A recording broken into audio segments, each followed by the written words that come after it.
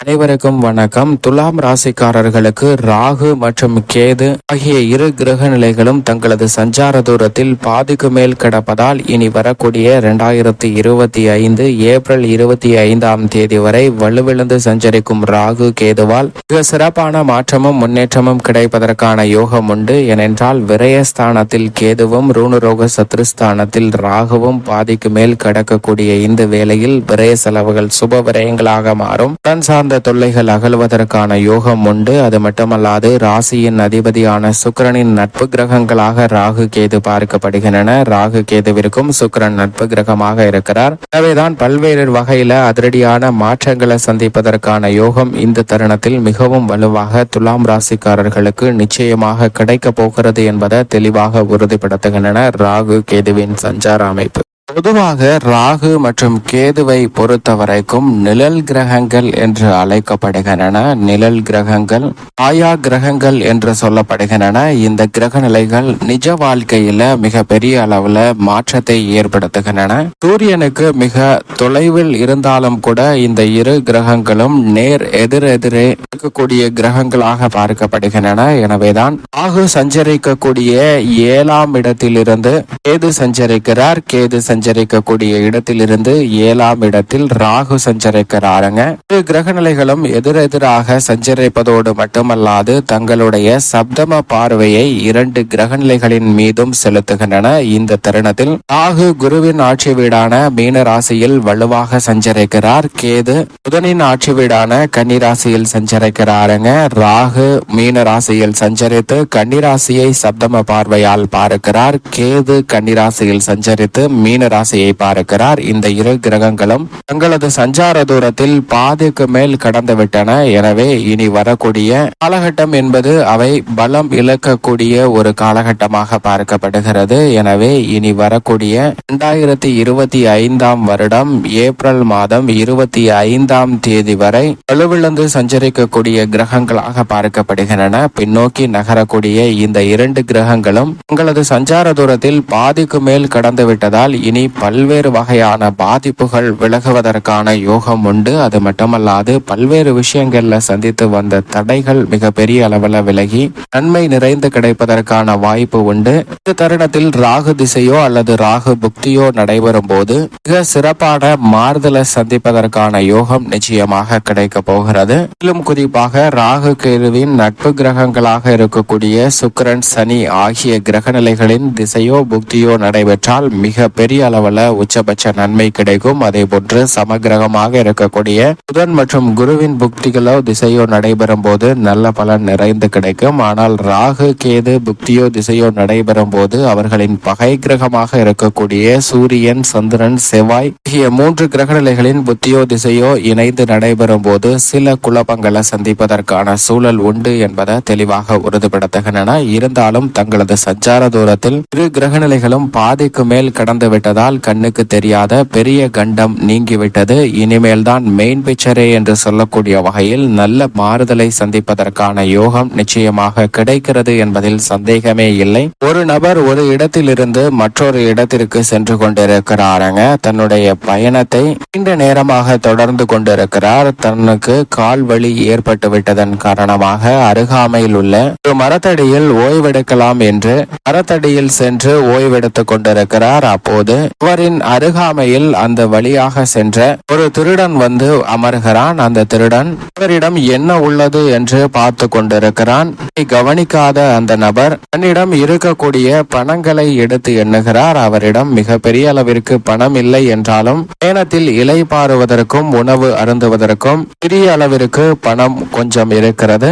இதை பார்த்த அந்த திருடனோ அந்த பணத்தை எப்படியாவது கவர்ந்து சென்றுவிட வேண்டும் என்று திட்டமிடுகிறான். அவர் அந்த பணத்தை தன்னுடைய சட்டை பையில் வைத்துக் கொண்டு மரத்தின் அடியில் சாய்ந்து உட்கார்ந்து இருக்கிறார். அப்போது அவர் அருகில் வந்த அந்த திருடன் அவர் சற்று கண்ணசர்வது போல் தெரிந்தவுடன் அவரது சட்டை பையில் இருக்கக்கூடிய பணத்தை எடுத்துக்கொண்டு அங்கிருந்து வேகமாக ஓடுகிறான். இதை பார்த்த அந்த நபர் தன்னிடம் இருந்த பணத்தை தூக்கி கொண்டு ஓடுகிறானே என்று அவனை துரத்த ஆரம்பிக்கிறார். துரத்தி செல்லும் போது அந்த நபர் பணத்தை எடுத்துக்கொண்டு எங்கோ ஓடிவிடுகிறார். ஆனால் அந்த வேளையில் தான் அந்த வழியாக வந்த ஒரு வாகனம் பழுதடைந்து நிறுத்த முடியாமல் அவர் சாய்ந்து உட்கார்ந்திருந்த மரத்தின் மீது வந்து மோதுகிறது.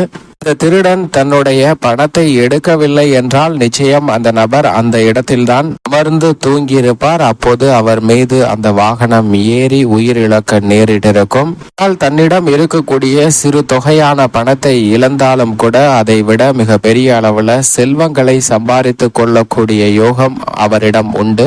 மட்டுமல்லாது பல திறமைகளும் உண்டு. தற்போது இந்த திருடன் செய்தது இவருக்கு தீமையாக இருந்தாலும் அந்த தீமையிலும் நன்மை விளைந்திருக்கிறது. ஏனென்றால் கண்ணுக்கு தெரியாத பெரிய கண்டம் அகன்றுவிட்டது என்றே சொல்லலாம். இதுபோன்றுதான் நம்மளுடைய வாழ்வில் தொழில், வியாபாரம், உத்தியோகம், குடும்பம் என அனைத்து விதமான பிரச்சனைகளும் சிறு சிறு சறுக்கல்களையும் சில ஏமாற்றங்களையும் ஏற்படுத்தலாம். ஆனால் அவை அனைத்திலும் இருந்து மீண்டு வருவதற்கான ஆற்றல் நிச்சயமாக உண்டு. ஒரு பிரச்சனைக்குள்ளே இருந்து கொண்டு அந்த பிரச்சனையை எப்படி தீர்வு காண வேண்டும் என்று முயற்சி செய்வதை தவிர்த்துவிட்டு என்ன பிரச்சனை என்பதை உணர்ந்து கொள்ளுங்கள். அந்த பிரச்சனையிலிருந்து வெளிவருவதற்கு ஒரு மூன்றாம் நபர் சிந்திப்பது போன்று சிந்தித்தால் நிச்சயமாக அந்த பிரச்சனையில் இருந்து வெளிவருவதோடு மட்டுமல்லாது தங்களுடைய வாழ்வில் சிறந்த முன்னேற்றத்தையும் பெறுவதற்கான யோகம் கிடைக்கும். அதில் முதல் படியாக தான் இந்த ராகு கேதுவின் சஞ்சார தூரம் பாதிக்கு மேல் கடந்திருப்பதால் இனி வரக்கூடிய தருணத்தில் குறிப்பாக 2025 ஏப்ரல் 25 வரை இந்த காலகட்டங்கள்ல ராகு கேதுவின் ஆதிக்கம் வெகுவளவில் வலு இழக்கக்கூடிய ஒரு தருணமாக தான் பார்க்கப்படுகிறது. எனவே பல விஷயங்கள்ல இருக்கக்கூடிய தடைகள், தாமதங்கள் விலகும். நீங்கள் எதிர்பார்க்கக்கூடிய முன்னேற்ற வாய்ப்புகள் நிறைந்து கிடைக்கும். இனிமேல் தான் மெயின் பிக்சரே என்று சொல்லக்கூடிய வகையில் பல அதிரடியான மாற்றங்களை நிழல் கிரகமாக இருக்கக்கூடிய ராகு கேது ஏற்படுத்தி கொடுக்கின்றன. பொதுவாக ராகு மற்றும் கேது ஒருவருடைய ஜாதக அமைப்பில் 3, 6, 11 ஆகிய இடங்களில் நல்ல பலன்களை வாரி வழங்கும். ஆனால் அதே சமயம் ஜென்மம், அஷ்டமம், தனஸ்தானம் என்று சொல்லக்கூடிய 1, 8 மற்றும் 2 ஆகிய இடங்கள்ல சற்று கூடுதலாகவே சிரமம் இருக்கும். மற்ற இடங்கள்ல நன்மை தீமை கலந்த ஒரு அமைப்பு தான் உண்டு. தற்போது ராகு மற்றும் கேது ஆகிய 2 கிரக நிலைகளுமே தங்களது சஞ்சார தூரத்தில் பாதிக்கு மேல் கடந்து விட்டதால் வலு இழக்கின்றன. அவற்றின் வீரியம் குறைகிறது. எனவே பாதிப்புகள் வெகுவளவில் குறையும். நன்மை இரட்டிப்பாக கிடைக்கக்கூடிய யோகம் நிச்சயமாக கிடைக்கிறது என்பதில் சந்தேகமே இல்லை. இப்படி ராகு மற்றும் கேதுவின் அமைப்பு இருக்க துலாம் ராசிக்காரர்களை பொறுத்தவரைக்கும் ராசிக்கு சகாயமானவர்களாக பார்க்கக்கூடிய ராகு கேது ஆகிய 2 கிரகநிலைகளும் வலுவான மாற்றத்தை ஏற்படுத்தி கொடுக்க போகின்றன. ஏனென்றால் கேது லாபஸ்தானத்தை நோக்கி விரைகிறார், ராகு பூர்வ புண்ணியஸ்தானத்தை நோக்கி விரைகிறாருங்க. எனவே துலாம் ராசிக்காரர்களுக்கு இந்த தருணத்தில் விரயத்தில் அமர்ந்திருக்கக்கூடிய கேதுவின் அமைப்பால் சுப விரயங்கள் இரட்டிப்பாக கூடிய யோகம் உண்டு. ராகுவால் பல மடங்கு லாபமும் முன்னேற்றமும் சிறந்து கிடைக்கக்கூடிய யோகம் மிக வலுவாக கிடைக்க போகிறது. எனவே இந்த தருணத்தில் பல்வேறு வகையான நல்ல பல காரியங்கள் இல்லத்திலும் தொழில், உத்தியோகம் என அனைத்திலும் சிறப்பாக கிடைப்பதற்கான யோகம் உண்டு. பல்வேறு வகையில சந்தித்து வந்த தடைகள் அகன்று முன்னேற்றம் பெறக்கூடிய இனிமையான தருணமாக அமைய போகிறது என்பதை தெளிவாக உறுதிப்படுத்துகின்றன. சொத்துக்கள் ரீதியாக இருக்கக்கூடிய பிரச்சனைகள் வெகுவளவில் குறைகிறது. நீங்கள் எதிர்பார்க்கக்கூடிய குடும்ப ஒற்றுமை என்பது அதிகரிக்கும். சகோதர சகோதரிகளுக்கிடையே ஒரு இணக்கம் ஏற்படக்கூடிய தருணமாக பார்க்கப்படுகிறது. குடும்ப ஒற்றுமையும் வளர்ச்சியும் மிக சிறப்பாக அமைவதற்கான யோகம் உண்டு. இந்த தருணத்தில் உத்தியோக ரீதியாக முயற்சி செய்யக்கூடிய காரியங்கள் அனைத்திலும் நல்ல வெற்றி உண்டு. கடல் தாண்டி சென்றாலும் கூட நீங்கள் நினைக்கக்கூடிய காரியங்களை கனகச்சிதமாக செய்து முடிப்பதற்கான யோகம் துலாம் ராசிக்காரர்களுக்கு நிச்சயமாக கிடைக்கிறது. தொழில்துறை, வியாபாரத்துறையில் அலைச்சல் அதிகரித்தாலும் லாபம் நிறைந்து கிடைக்கும். கலைத்துறை ரீதியான பணிகளில் கடினமாக உழைத்தாலும் கூட அவற்றிற்கேற்ற நல்ல பலனை நிறைந்து பெறக்கூடிய யோகம் இந்த தருணத்தில் உண்டு.